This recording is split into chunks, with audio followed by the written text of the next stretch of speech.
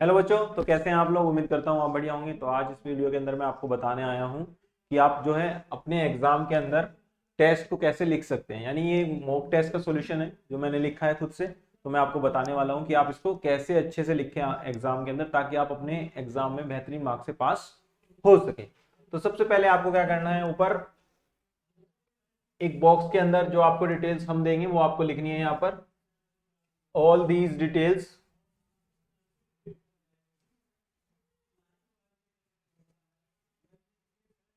Will be provided by us.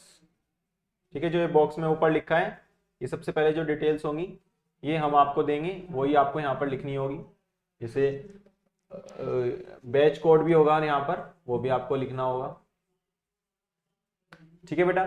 फिर देखिए सबसे पहला क्वेश्चन हम कैसे करेंगे। सबसे पहले सेक्शन लिखा होगा तो हम सेक्शन को जरूर मेंशन करेंगे कि ये सेक्शन ए पार्ट का क्वेश्चन है। ठीक है, जैसे सबसे पहला क्वेश्चन आया, इसके अंदर मैंने पूरा क्वेश्चन सोल्व करा है।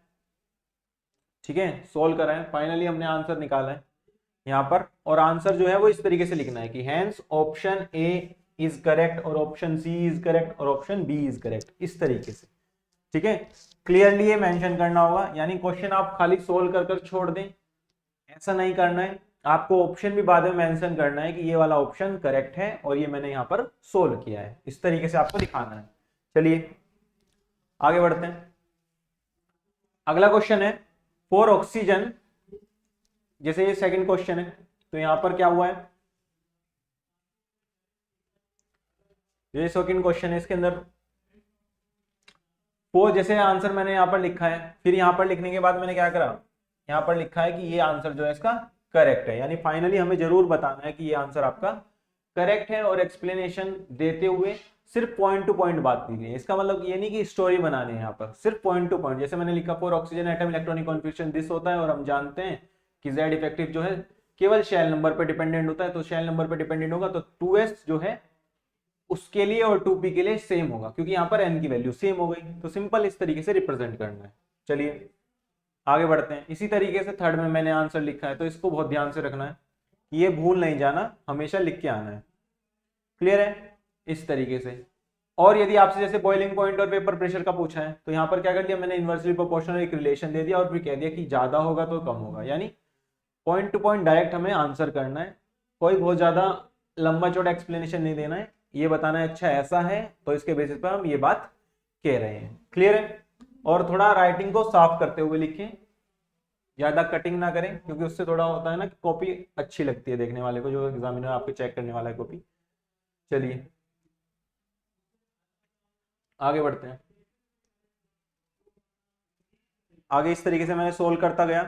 सोल्व करने के बाद जैसे देखो आईयूपीएक नेम का कोई क्वेश्चन आया है, तो आईयूपीएक नेम में डायरेक्ट लिखना है the IUPAC name of this compound. Structure जरूर बनानी है जिसके बारे में पूछा है, और तब बताना है कि अच्छा इसका आईयूपीएक नेम ये होगा। और खास तौर से नंबरिंग को जरूर रिप्रेजेंट करें। कुछ बच्चे क्या होते हैं सिर्फ नाम लिख देते हैं, नंबरिंग नहीं दिखाते हैं, तो नंबरिंग भी जरूर दिखाना है, ताकि आपका टीचर समझ सके कि आप इसके बारे में बेहतर नॉलेज रखते हैं, अच्छे से जानते हैं। इसका मतलब आपने अच्छे से फोकस होकर चीजें लिखी है एग्जाम के अंदर, तो उससे एक पॉजिटिव इंप्रेशन पड़ता है टीचर पर जो चेक करता है। चलिए जैसे यहां पर मैं लिख रहा था, तो यहां पर मैंने कटिंग कर दिया। तो कटिंग कैसे करना है, इस तरीके से करना है। अब इस यस को ऐसे नहीं काटना है, जैसे यहां पर यस लिखा है तो इसके ऊपर ऐसे ड्राइंग बनाने लगे, यानी ड्राइंग इतनी खतरनाक बना रहे हैं कि अगले पेज पर भी छेद कर दिया। ऐसा नहीं करना है, इस तरीके से सिंपल एक लाइन मारनी है कि कट हो गया बस ये, फिर उसके ऊपर ही लिख देना है नो। ठीक है, चलिए इस तरीके से आंसर करते जाना है। यहां पर भी लिखना है hence option B is correct. जिसके अंदर भी मल्टीपल चॉइस क्वेश्चन हो या ऑप्शन वाला क्वेश्चन हो, तो उसके पास जरूर लिखें बाद में कि बी ऑप्शन आपका करेक्ट है, इस तरीके से। चलिए आगे बढ़ते हैं। यहां तक सब ठीक है, इस तरीके से लिखते जाएंगे।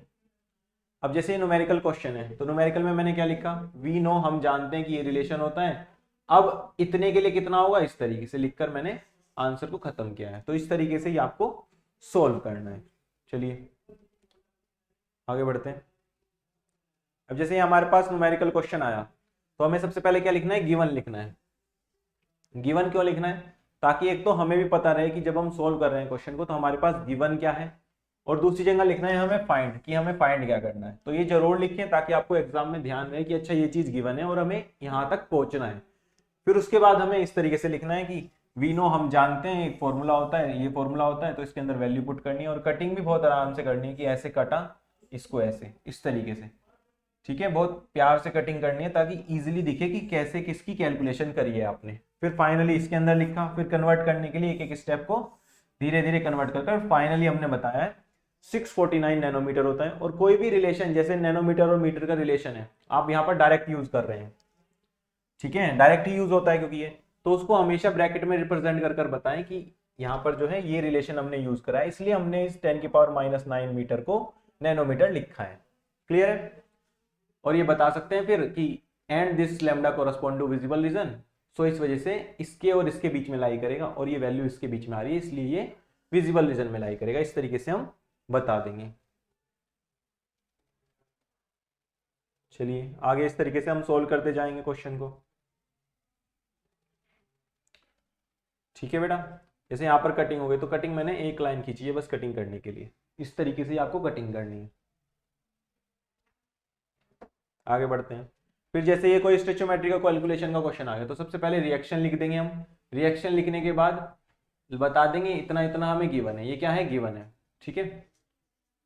फिर उसके नीचे हम जानते हैं इतना इसमें होगा, तो 24 ग्राम में कितना होगा, 32 ग्राम है, उसके साथ रिएक्ट करने के लिए, पर हमारे पास इतना गिवन है तो इसके अंदर लिमिटिंग रिएजेंट कौन हो जाएगा। ये सब क्वेश्चन इस तरीके से करने हैं हमें।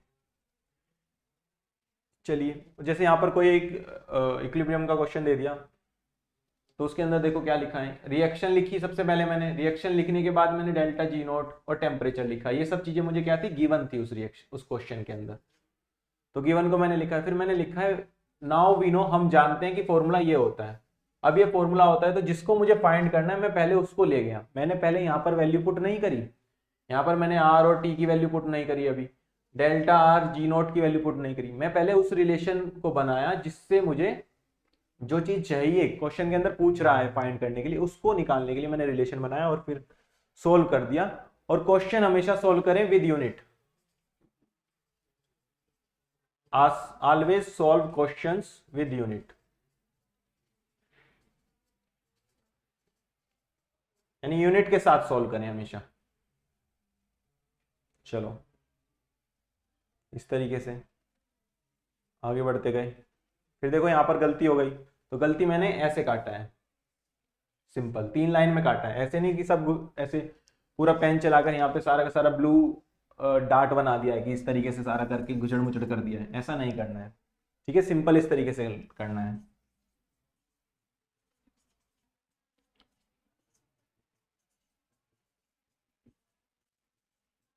Do cutting like this only, यानी इस तरीके से ही कटिंग करनी है यदि आपसे कोई क्वेश्चन गलत हो जाता है, ठीक है। इससे कॉपी ना साफ सुथरी रहेगी। देखो यहाँ पर कटिंग आपको कोई नहीं मिलेगी। अब जैसे कोई ऑर्गेनिक की रिएक्शन होती है तो ऑर्गेनिक की रिएक्शन के अंदर हमेशा एरो को बहुत अच्छे से दिखाएं ताकि आपका टीचर समझ पाए कि किधर से किधर की तरफ अटैक हुआ है, फिर ये बी आर ने यहाँ पे अटैक करा है, तो फाइनल हमारा प्रोडक्ट बना है। यदि आपको प्रोडक्ट का नाम नहीं पता है, वैसे तो नाम लिखे प्रोडक्ट का, लेकिन यदि आपको नाम उस टाइम पे याद नहीं आ रहा है कि इसका आईयूपैक नेम क्या होगा, तो आप इस तरीके से नीचे प्रोडक्ट लिखकर छोड़ सकते हैं। चलिए जैसे यहाँ पर कटिंग हो गई तो मैंने सिंपली ऐसे कट कर दिया है, इसका बात का ध्यान रखें।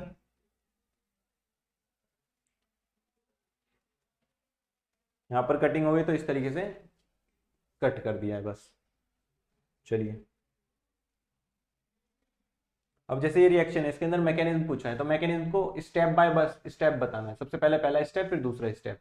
सबसे पहले स्टेप में अटैक बताया, मैंने आराम से बताया कि मोल स्टेबल ये है, क्यों स्टेबल है ये भी बताया है, ये क्यों नहीं है ये भी बताया, यानी दोनों स्टेप बताने हैं जो भी उसके अंदर बन सकते हैं। जैसे कार्बोकेटाइन यहाँ पर बन रहा है तो दोनों कार्बोकेटाइन बन सकते हैं, इसके पास ज्यादा अल्फा हाइड्रोजन है तो ज्यादा स्टेबल होगा, सिंपल सी बात है, हाइपर कॉन्जुगेशन के अकॉर्डिंग। सो ये हमने रिप्रेजेंट करा है। फिर यहाँ पर बताया है कि ये ज्यादा स्टेबल है तो इसके ऊपर ये अटैक होगा, इसके ऊपर ये अटैक होगा, तो फाइनल प्रोडक्ट बन जाएगा। प्रोडक्ट का नाम भी लिख दिया है और नीचे लिख दिया है ये प्रोडक्ट है हमारा फाइनल। ठीक है बेटा, तो इस तरीके से आपको आंसर करना है। बॉन्ड लाइन स्ट्रक्चर को इस तरीके से रिप्रेजेंट करना है, सिंपल। तो इस तरीके से हम बता सकते हैं। तो इस तरीके से जो है हम अपना क्वेश्चन पेपर को सोल्व करेंगे तो आपको जो एग्जामिनर है चेक करने वाला वो आपको फुल मार्क्स देगा और अच्छे से मार्क्स देगा। और इस तरह के क्वेश्चन को प्रैक्टिस करने के लिए आपको टेस्ट सीरीज जरूर ज्वाइन करनी है, ताकि आप समझ सकेंगे आपको किसी क्वेश्चन का आंसर कैसे लिखना है, ताकि आपकी एक प्रैक्टिस हो सके, एक आदत बन जाए। क्योंकि यदि कोई चीज आदत बन जानी है ना तो वो गलत नहीं होती, यानी वो चीजें ज्यादा बेहतर तरीके से, सही तरीके से आप कर सकते हैं। तो टेस्ट सीरीज को जरूर ज्वाइन करें। तो चलिए मिलते हैं अगली वीडियो में, तब तक के लिए अपना ध्यान रखिए और अच्छे से पढ़ते रहें।